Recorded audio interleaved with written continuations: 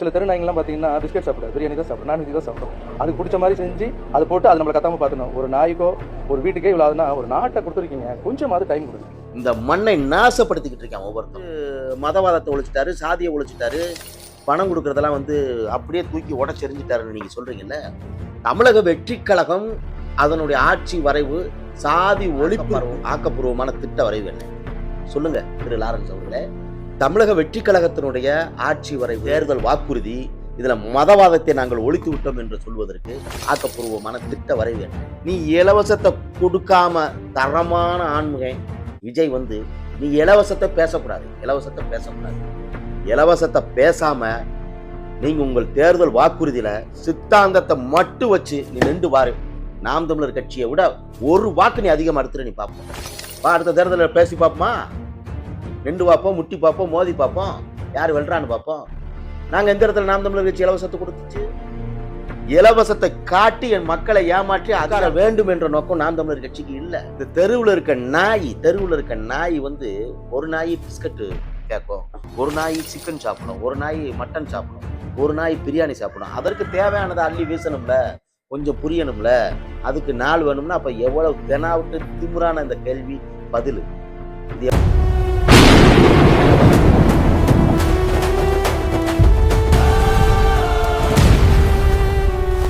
அனைவருக்கும் வணக்கம்.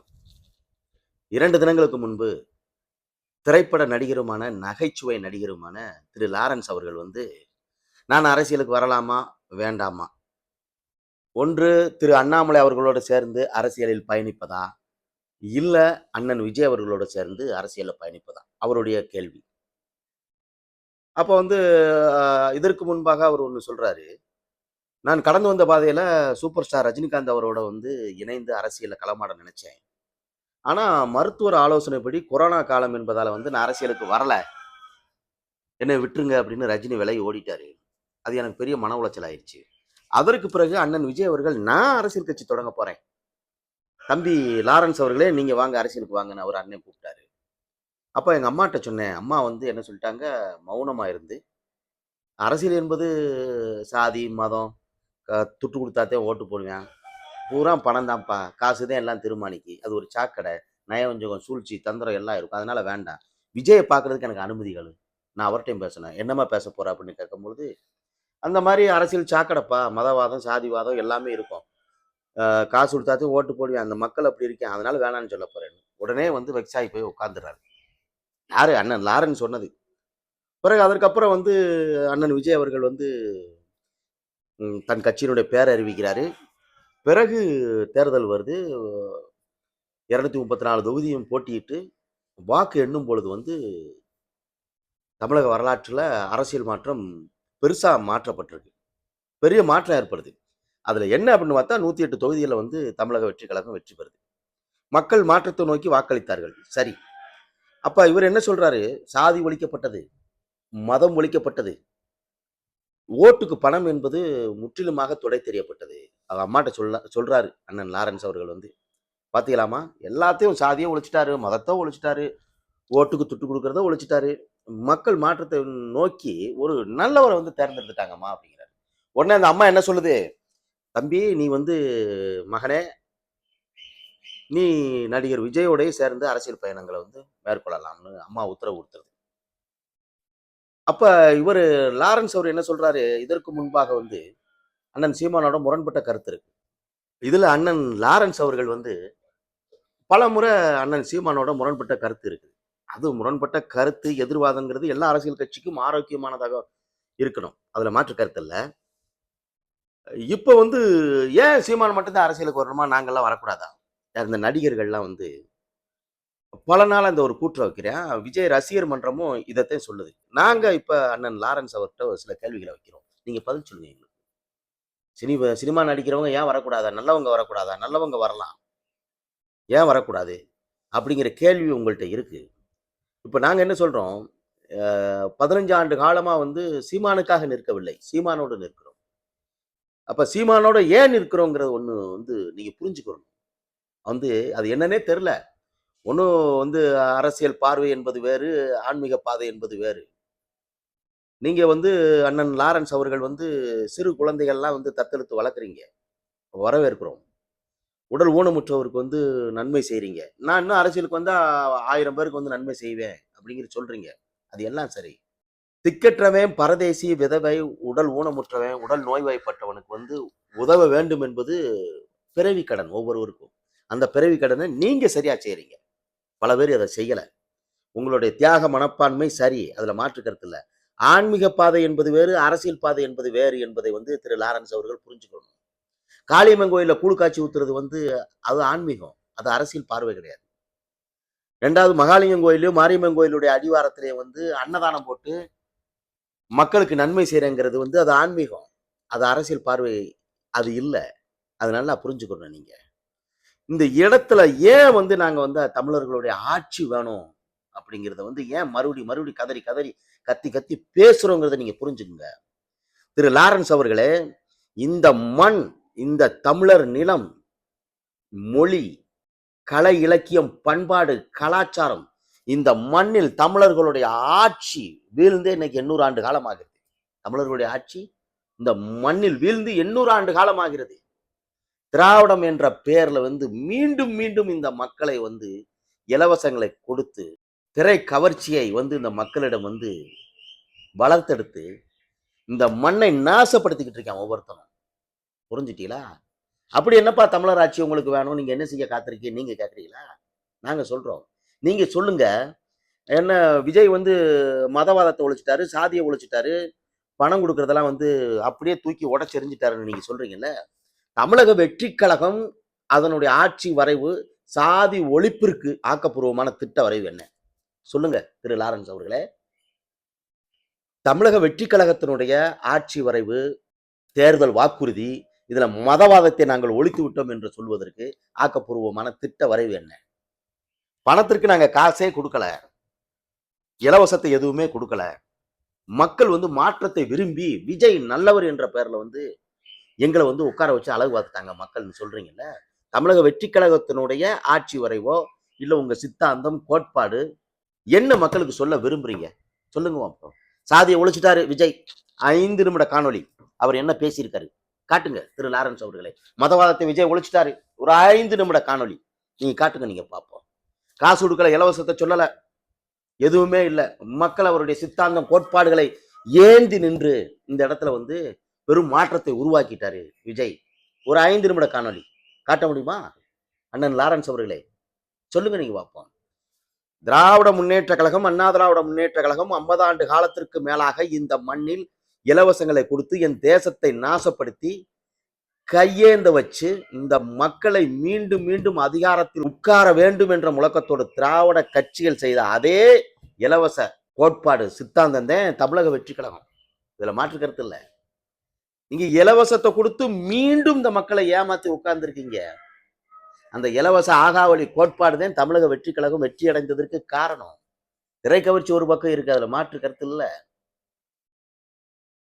நீங்கள் மீனவனுக்கு கொடுத்த பொய்யான வாக்குறுதி, நீங்கள் மாணவர்களுக்கு கொடுத்த பொய்யான வாக்குறுதி, நீங்கள் பெரியோர்களுக்கு கொடுத்த பொய்யான வாக்குறுதி, நீங்கள் பெண்களுக்கு கொடுத்த பொய்யான வாக்குறுதி, நீங்கள் தாலிக்கு தங்கம் என்று சொன்ன பொய்யான வாக்குறுதி, தாய்மாமன் சீர் என்று சொன்ன பொய்யான வாக்குறுதி, அண்ணன்மார் சீர் என்று சொன்ன பொய்யான வாக்குறுதி, நீங்கள் சொன்ன பட்டுப்புடவை வாக்குறுதி, பெண்கள் உரிமை தொகை என்ற பேர்ல வந்து அவன் 1000 அவன் 2000 கொடுக்கும்போது நான் 2500 கொடுப்பேன் என்று சொன்ன பொய்யான வாக்குறுதி. யாருனாலும் எந்த பேருந்துலையும் ஏறலாம். எப்படியே நாங்க ஆட்சிக்கு வந்து அடுத்த நொடியே எந்த பேருந்துலையும் ஏறலாம். நீங்க பொய்யான கொடுத்த பேருந்து வாக்குறுதி. இந்த வாக்குறுதிகள் தான் வந்து தமிழக வெற்றி கழகம் அதிகாரத்தில் உட்கார்ந்து இருப்பதற்கு காரணம். சொல்லுவாப்பா. நாம் தமிழர் கட்சி முட்டை, நாம் தமிழர் கட்சி இதெல்லாம் எல்லா தொகுதியிலும் டெபாசிட் போச்சு, நீங்க எல்லாம் பேசலாமா, நீங்க எல்லாம் எடுக்கலாமா, உங்களுக்கு எல்லாம் கட்சி தேவையா? அப்ப அந்த தமிழக வெற்றி கழகத்தினுடைய தம்பிமார்கள் அண்ணன்மார்கள் எழுதுறீங்கல்ல கீழே, நீ இலவசத்தை கொடுக்காம தரமான ஆண்முகை விஜய் வந்து நீ இலவசத்தை பேசக்கூடாது, இலவசத்தை பேசக்கூடாது. இலவசத்தை பேசாம நீங்க உங்கள் தேர்தல் வாக்குறுதியில சித்தாந்தத்தை மட்டும் வச்சு நீ நின்று பாரு. நாம் தமிழர் கட்சியை விட ஒரு வாக்கு நீ அதிகமா எடுத்துற, நீ பார்ப்போம். வா, அடுத்த தேர்தலில் பேசி பார்ப்போமா, நின்று பார்ப்போம், முட்டி பார்ப்போம், மோதி பார்ப்போம், யார் வெல்றான்னு பார்ப்போம். நாங்க எந்த இடத்துல நாம் தமிழர் கட்சி இலவசத்தை கொடுத்துச்சு? இலவசத்தை காட்டி என் மக்களை ஏமாற்றி அதிகாரத்துல உட்கார வேண்டும் என்ற நோக்கம் நாம் தமிழர் கட்சிக்கு இல்ல. உங்களை மாதிரி பித்தலாட்டம், ஏமாற்று பெருவழி, ஐயோக்கியத்தனம், இது எல்லாம் வந்து தமிழக வெற்றி கழகத்தினுடைய சூட்சமதாரிகளுடைய கொள்கை முழக்கம் தான். உங்க இலவசம் வந்து அப்படி நாங்க அதிகாரத்துல உட்காரணும்னு அவசியமே இல்லையே. என்ன மாற்றத்தை கொண்டு வந்துட்டீங்க? என்ன மாற்றத்தை கொண்டு வந்துட்ட சொல்லு. மீனவனுடைய மீன் பிடிக்கிற தடை காலத்துல, அந்த தடை காலத்துல ஒவ்வொரு குடும்பத்துக்கு 27,000 தமிழக வெற்றி கழகம் தேர்தல் வாக்குறுதி கொடுத்துச்சா இல்லையா? நீங்கள் விவாதித்தது என்ன சொல்ல முடியுமா? இந்தியாவிலே வந்து காணாங்கழுத்தி, இறால், கணவாய் போன்ற மீன்களுக்கு நாங்கள் நிரந்தர விலைப்பட்டியலை வந்து அறிவிப்போம், சட்டமாக்குவோம் சொன்ன இந்த தமிழக வெற்றி கழகம் ஏதாவது விவாதித்தது உண்டா? சட்டமன்றத்துல ஏதாவது ஒரு சின்ன பேச்சு, ஒரு வரி, எதுவும் இல்லை. மீனவர் பாதுகாப்பு நிதி 20,000 ஏதாவது சட்டமன்றத்துல பேசிய வரலாறு உண்டா? அதுவும் இல்லை. பதிவு செய்யப்பட்ட மீனவனுக்கு 25 லட்சம். இதெல்லாம் அசிங்கமா இல்லையா? இதெல்லாம் வெக்கமா இல்லையா? தமிழக வெற்றி கழகத்திற்கு இப்படி பொய்யான வாக்குறுதியை கொடுத்து இந்த மக்களை ஏமாத்தி நாசப்படுத்திய சதிகார கூட்டம் தானே சொல்லணும். சொல்லுங்க அப்ப தாலிக்கு தங்கம் எப்படி கொடுப்பீங்க? நாடு இப்ப 10 லட்சம் கோடிக்கு மேல கடன்ல இருக்கு. ஏன் அது உங்களுக்கு தெரியாதா? தேர்தலில் நிற்கும் போது பொய்யான வாக்குறுதி சொல்லும் போது தெரியாதா? எங்களுக்கு அவகாசம் கொடுங்க, நீங்க கொஞ்ச நாள் அவகாசம் கொடுங்க, இந்த அவகாசம் கொடுங்க, நாங்க மாத்திடுவோம்னு தேர்தலுக்கு முன்னாடி சொல்ல வேண்டியதானே. அண்ணன்மார் சீரு, பிறந்த பிள்ளைக்கு மோதிரம், எத்தனை பேருக்கு தாலிக்கு தங்கம் கொடுத்துருவீங்க? தாலி விளைய வைக்க போறீங்களா தமிழக வெற்றி கழகம்? நீ சொல்லு பார்ப்போம். தாலியை விளைய வைக்க போறியா? அதெல்லாம் ஒண்ணும் கிடையாது. எந்த பேருந்துலையும் ஏறி இலவசமா போலாம், ஆணும் பெண்ணும். இதெல்லாம் அசிங்கமா இல்லையா? நீங்க பேசுனதெல்லாம் இன்னைக்கு வாயை மூடிட்டு மௌனம் காத்துக்கிட்டு இருக்கீங்களே, மக்கள் பார்த்துக்கிட்டு தானே இருக்கேன். 5 லட்சம் இளைஞர்களுக்கு 18,000 ரூபாய் சம்பளத்துல நான் வேலை வாய்ப்பு உருவாக்குவேன்னு சொன்னீங்களே, அதற்கான ஏதாவது சட்டமன்றத்துல ஒரு குரல், ஏதாவது ஒரு சட்டமன்றத்துல பேசிய ஒரு வரலாறு ஏதாவது இருக்கா? அதெல்லாம் ஒண்ணும் கிடையாது. படித்த இளைஞர்களுக்கு, பட்டதாரிகளுக்கு 4,000, டிப்ளமோ முடிச்சவனுக்கு 2,500, படிப்பதற்கு தனியா 20 லட்சம், தொழில் தொடங்குவதற்கு தனியா 20 லட்சம். எவனுக்காவது ஒருத்தனுக்கு தமிழக வெற்றி கழகம் நான் 20 லட்சம் ரூபாய் நான் கடன் கொடுத்துருக்கேன், நீ சொல்லிரு, நீ பார்ப்போம், சொல்லிரு பார்ப்போம். திராவிட சித்தாந்தத்துக்கும் தமிழக வெற்றி கழகத்திற்கும் என்ன ஒரு மாற்றம் இருக்கு? இது ஒண்ணுமே கிடையாது. நீ ஒரு திராவிட கட்சி, ஏமாற்று பெருவழி, மக்களை ஏச்சு பழக்கிற கூட்டம், கொள்ளையடிக்கிற குலகார கும்பல். நீ தமிழ்நாட்டில் பொதுத்துறை நிறுவனங்கள் மற்றும் தனியார் நிறுவனங்கள் 75 விழுக்காடு தமிழர்களுக்கு வேலை வாய்ப்பு. உங்களுடைய தேர்தல் அறிக்கை இருக்கு. ஏதாவது சட்டமாக்கிறீங்களா? அதை பத்தி விவாதம் பண்ணிருக்கீங்களா சட்டமன்றத்துல? எதுவும் இல்லை. இப்படி ஏமாற்றி ஏமாற்றி ஏமாற்றி ஏமாற்றி பொதுமக்களை நாசப்படுத்தி, அண்ணன் தம்பிகளை ஏமாத்தி, அக்கா தங்கச்சிகளை ஏமாத்தி, சித்தப்பன் பெரியப்பமார்களை ஏமாத்தி, சின்னாத்தா பெரியாத்தமார்களை ஏமாத்தி, பாட்டி தாத்தாக்களை ஏமாத்தி, சின்னஞ்சிறு குழந்தைகள், நண்பா நண்பிஸ், தோழா தோழிஸ் எல்லாரும் போய் சொல்லுங்க. அந்த திரை கவர்ச்சியில நான் 5 வயசு பிள்ளைக்கும் 7 வயசு பிள்ளைக்கும் என்ன அரசியல் அறிவு இருக்கும்? எதுக்கு 18 வயசுல ஓட்டு போடணுங்கிறியா? ஏன் 21 வயசுல திருமணம் முடிக்கணுங்கிறியா? எடுக்கிற முடிவு தெளிவா எடுக்கணும். அந்த அறிவுங்கிறது எப்போ வரும்? 18 வயசுக்கு பிறகுதாண்டா வரும் அப்படிங்கிறது வந்து சட்டமாக்கப்பட்டிருக்கு.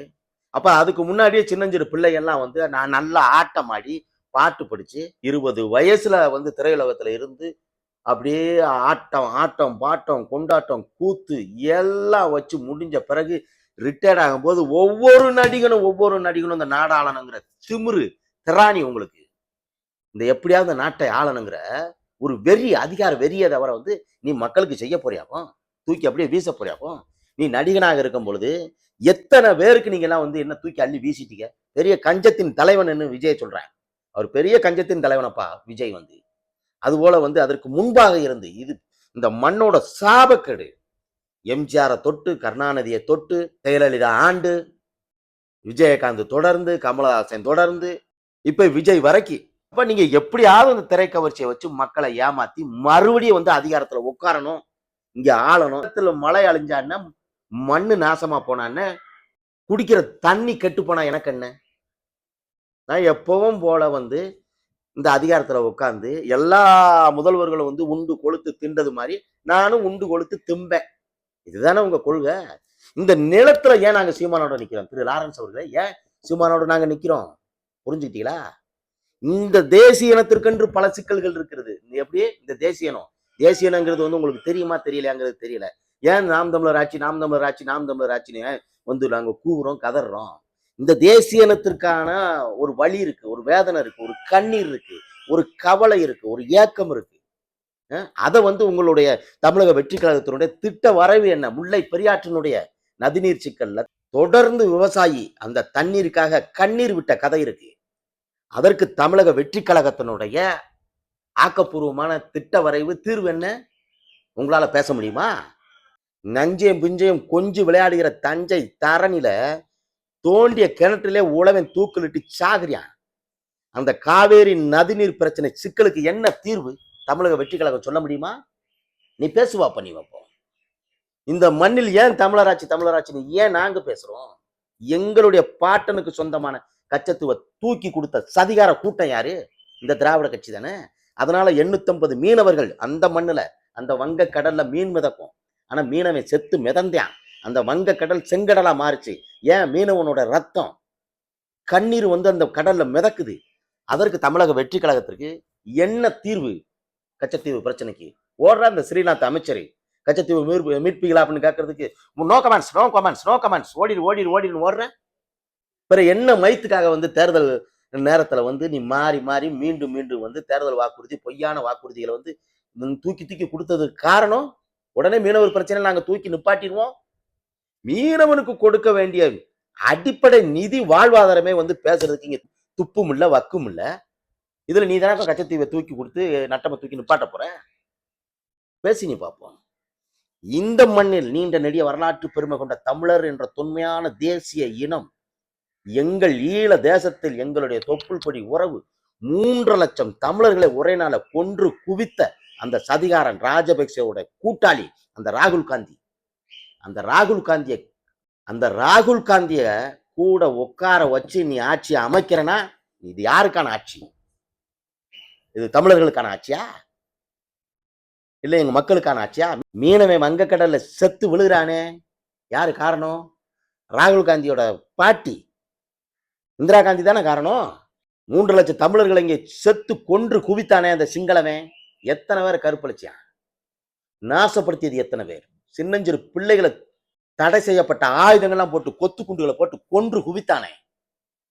அதற்கு காரணமா இருந்தது யாரு? இந்த ராகுல் காந்தியோட ஆத்தா சோனியா காந்தி தானே. நீ அவனவே இந்த இடத்துல உட்கார வச்சு நீ ஆட்சி அமைக்கிறனா? நீ யாருக்கான ஆட்சி? எந்த மக்களுக்கான ஆட்சி? சாபக்கேடு, மண்ணோட சாபக்கேடு.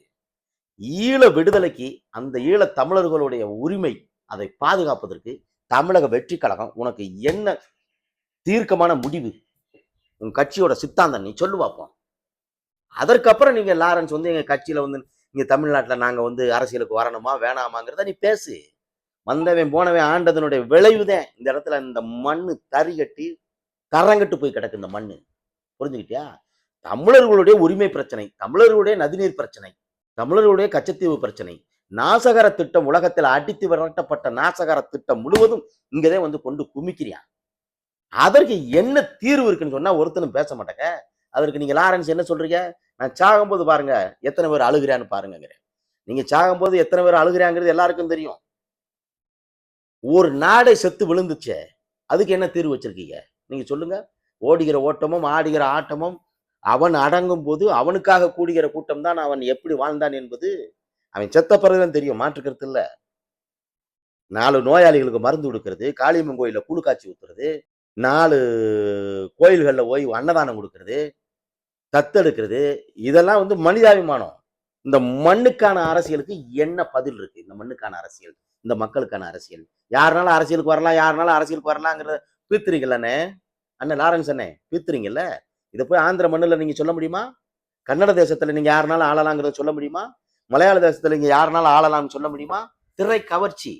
மக்கள் ஏமாந்து இன்னும் பித்து பிடிச்சு உட்கார்ந்து கிடக்குறியான். நான் யாருங்கிறது தெரியல, தன் வரலாறு புரியல, காட்டி கொடுத்து கூட்டி கொடுத்து பழகி போச்சு. திரை கூத்து, ஆட்டம் பாட்டம் கொண்டாட்டம், மது மாது காதல் காமம்னு தலை விரிச்சு ஆடுது தமிழர் நிலம்.